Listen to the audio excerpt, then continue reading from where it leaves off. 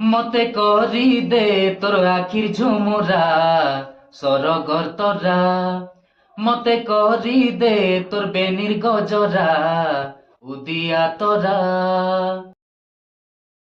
নমস্কার দর্শক বন্ধু, এবে যেন মুই পহলা আপন মানকু ই গীত গাইকি শুনালি। ই গীত মোর বহুত পছন্দ।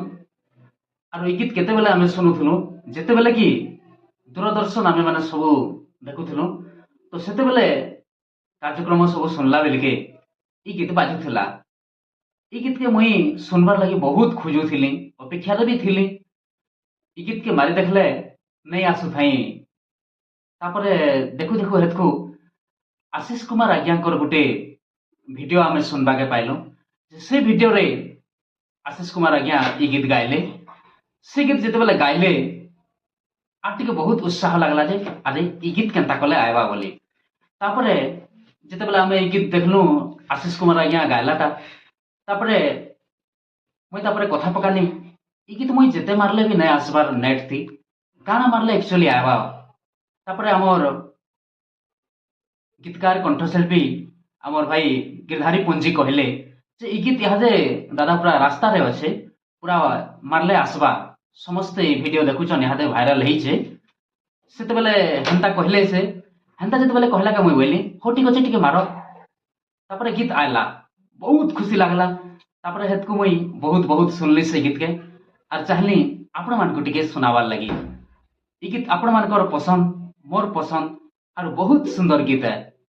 ଆପଣ ମାନେ ବି ତ ବହୁତ ଭଲ ପାଇସନ୍ ବୋଲି ଇ ଗୀତରେ ଭିଡିଓ ମାନେ ବି ବନାଉଛନ୍। ତ ସେଥିଲାଗି ଇ ଗୀତର ଆର୍ ଗୋଟେ ନୂଆ ଉତ୍ସାହ ଦେବାର ଲାଗି ଯେନ୍ ଭିଡିଓ ବନେଇଥିଲେ ଆଶିଷ କୁମାର ଆଜ୍ଞା, ତାଙ୍କର ଗୋଟେ ଝଲକ ଯେନ୍ ଆମେ ଦେଖବାର ଲାଗି ପାଇଥିଲୁ, ସେନୁ ଏକା ବହୁତ ଉତ୍ସାହ ଲାଗଲା। ଆର୍ ସେଦିନ ଏକା ଗୀତ ପାଇଥିଲୁ। ସେଥିଲାଗି ଭିଡିଓ ବନେଇଥିବାରୁ, ଇ ଗୀତ ଗାଇଥିବାରୁ ଆଶିଷ କୁମାର ଆଜ୍ଞାଙ୍କୁ ମୋର ବହୁତ ବହୁତ ଧନ୍ୟବାଦ। ତ ଏବେ ମୁଇଁ ଆଶିଷ କୁମାର ଆଜ୍ଞାଙ୍କର ଗୋଟେ ସୁନ୍ଦର ଗୀତ ଗାଇମି। ଆଶିଷ କୁମାର ଆଜ୍ଞାଙ୍କର ଖାସ ଏଟା ଏ ଯେ ସେ ବହୁତ କରି ପୁରୁଣା ଗୀତ ମାନେ ବହୁତ ଗାଉଛନ୍ ଏବେ, ଆର୍ ସେଟା ଲୋକପ୍ରିୟ ବି ହେଇଛେ, ବହୁତ ଆପଣ ମାନେ ଭଲ ପାଇବାର ଦେଇଛନ୍। ଆରୁ ସେ ଭିତରୁ ମୋର ବି ବହୁତ ପସନ୍ଦ।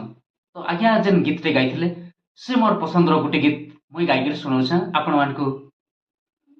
মলিকে মোরানো আছে, মলিকে মোরানো আছে, মলিকে মোরানো আছে, জর ভমরা ফিরি যারে নাই নয়ারু আগর কর ভমরা ফিরি যারে মলিকে মোরানো আছে, জর ভমরা